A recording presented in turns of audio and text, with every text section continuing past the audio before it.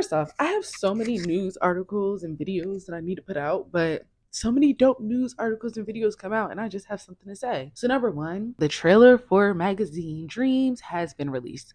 I have been pressed to see this movie since it was first announced that it would be at Sundance. It's directed by Elijah Bynum. It stars Jonathan Majors, and it centers on Killen Maddox, who struggles to find human connection in his exploration of celebrity and violence. Nothing deters him from fiercely protecting his dream of stardom, not even the doctors who warn him of the permanent damage he causes to himself with his quest. Now, interestingly enough, that's like the synopsis that has been around. But now it's saying a man looks after his ailing grandfather while trying to make it in the world of professional bodybuilding. I don't think because they're switching up the synopsis of the film, it will change what the film's about. But I think they're doing it because of all the shit he went through. For the first time, I'm actually glad to blessing in disguise in regards to this movie not being put out when it was originally supposed to be put out. Little backstory, at the top of the year, he was at Sundance. They were saying this is going to be the film that gets him nominated and all that stuff. Then bang, a couple of months later, he gets arrested. We all saw how that played out. And then they shelved it. And I was pissed because this was the one thing from Sundance that I was pressed to see. But because when you see the trailer, first off, come the fuck on. Like, it looks so good. But I really feel like, because if that trailer would have came out last year when he was going through all that stuff, that film would not have a chance in hell in doing well in the box office. Now, oh yeah, this is going to be a good one. It's going to be a good one. It's going to be a good one. I'm very excited for it. Also, I was kind of sad because, yes, Jonathan Majors is the lead in the film, but it's also Elijah Bynum and everybody else from Taylor Page, Michael O'Hearn, and more deserve this film to be seen, you know? So I'm really happy for it. It will be out March 21st. Shout out to Briar Cliff Entertainment. And then also, this is the other thing I felt about it. I know how y'all all feel about Zeus Network, but I love the fact that although I may not love Zeus Network, they do get the viewers, and those viewers have turned into dollar signs. And now those dollar signs are helping the marketing for Magazine Dreams. So that's all I gotta say about that. Have you seen the trailer for it? Okay, so moving right along. And this one, I feel like today is a day full of controversy. So since Black Women in Hollywood has announced their lineup of honorees this year, I love everyone that's nominated. Now that it was brought to my attention that Cynthia Erivo, who is one of the honorees alongside Tiana Taylor, Ramla Mohammed, and the legendary living legend Marla Gibbs, Cynthia Erivo actually was nominated, or actually was honored in 2021. And so she's being honored again. And say what you want, this is not the first time Essence has honored someone twice. They did the same with Whoopi Goldberg as well as Diane Carroll. However, I think the bigger conversation and the bigger message that I would say to anyone giving out an award is Hollywood is more than actors and directors. It is, and you know, Essence did honor Tara Duncan, so it's not that they don't know. But I would say, I think it's way more important that when honoring people in Hollywood, that you're not just always honoring popular people, because give it at least a decade before you start re-honoring people. And I'm not saying it, listen, Cynthia, she is having a year and I am very proud of her because I love Wicked. And every time I see her out and about in whatever videos, I watch it because I like her spirit. I know y'all don't like her. I like her. For me, looking at the bigger picture, I think there are casting directors that should be honored. I think there are executive producers that should be honored, like Sally Richardson Whitfield. There are costume designers. I know Ruth Carter was honored, but there are more costume designers than Ruth Carter. There's also production designers like Hannah Beachler that should be honored. And giving a spotlight to Black women in Hollywood, it's important to also make sure Black Hollywood is understanding the excellence that encompasses all of us in this industry. And sometimes I feel like every major Black platform just follows suit in what the white people do. And so I'm not saying it like, oh, they don't deserve it. Everybody that's honored deserves it. But I'm just saying, let's start making sure we're not following what mainstream is doing. So I just hope everybody that works on award shows like Essence, Black Women in Hollywood, or ABFF Honors, or NAACP Image Awards, when you have the opportunity to honor people, we're actually giving out awards to people who not only are deserving, but should have their name spoken more in the circles. And there's a lot of people that I stand after because I see like, oh, they're on this project, or they wrote this. It's so important when we are honoring those that are doing great in Hollywood. We are doing more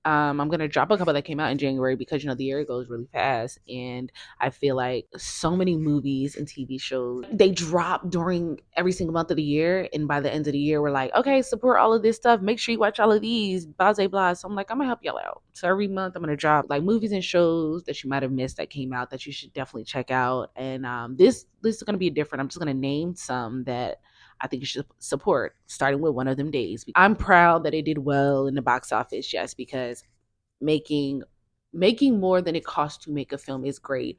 But with this type of cast and the type of fan base the stars, producer, and all of that have, I need people to start putting their money where they support is. Making 20 million against the 14 million budget, that's great, but we want more of these films. So I need them to make solid 28 million, solid 76 million, solid let's get over to 100 million. I think it's more conversation, more conversation needs to be had about that. But one of them days came out in January, as well as the Family Business New Orleans, which is a spinoff of the Family Business, which is on its 5th season on BT. And I know BT, I ain't gonna hold you, don't really do a lot of good promo, but Brandon T. Jackson has really done a lot of promo on this show. And so I just want to make sure that y'all are giving it a viewership paradise.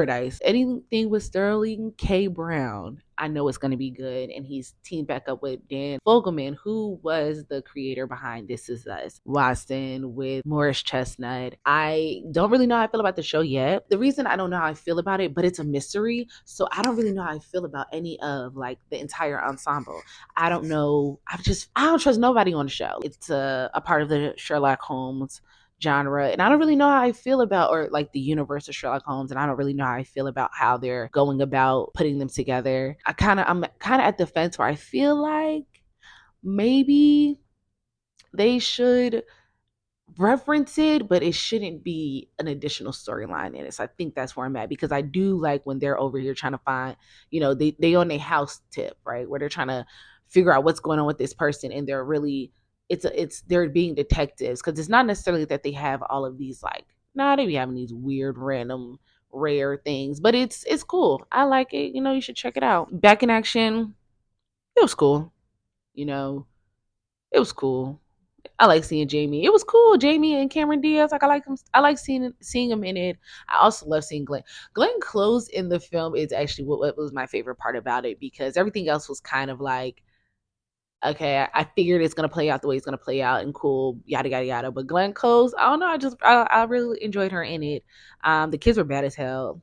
Bad as hell. Needed their ass beat multiple times, especially the daughter, excuse me, not the son. The daughter needed her ass beat, okay? Because the way she was talking to her parents, girl, what? I wish I wouldn't be this old if I talk like that. The Couple Next Door, y'all are sleeping on it. Y'all are sleeping on just supporting it. I don't want to put my 2 cents in, but y'all need to go check it out. It's on Stars. That dropped in January. Another thing that dropped, Both Eyes Open. Ariel Harrison is the director, and it stars Gail Bean leading it. And one thing I like about what Gail Bean is doing with her career is she's constantly jumping across different genres and showing her range as an actress. And so she doesn't have a lot under her belt yet, but everything she has been doing is solid. And Both Eyes Open is another one. Bunch of Lifetime movies, from the Mary J. Family Affair to Lisa to A Girl in the Garage. Don't sleep on them. Next up is the Gloria Gaynor story. And then there was another one with Dasha Polanco that I can't think of the name, but those all dropped in January. So make sure you check those one out. Star Trek Section 31 with Omari Hardwick and Sam Richardson and Michelle Yao. So yeah, a bunch of things came out in January. I only give my input on some. If y'all want my input on others, let me know. But yes, that's all I have to say for today. I'll see you in the comment section.